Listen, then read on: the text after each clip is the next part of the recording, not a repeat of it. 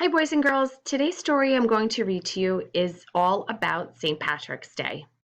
St. Patrick's Day is a holiday on March 17th. St. Patrick lived in Ireland. He was a religious man. People in Ireland celebrate St. Patrick. Other countries celebrate too. Everyone can enjoy St. Patrick's Day. This parade is in Japan. Cities have special celebrations. Chicago is a city in Illinois. People there turn the Chicago River green. Why do you think they turn the river green on St. Patrick's Day? Cities hold parades. New York City has the biggest one. Dancers perform Irish dances. Green is a color of Ireland.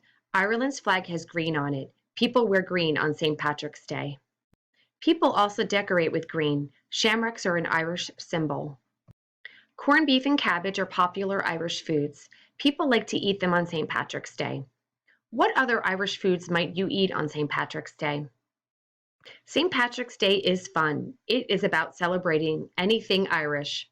How do you celebrate St. Patrick's Day? The end.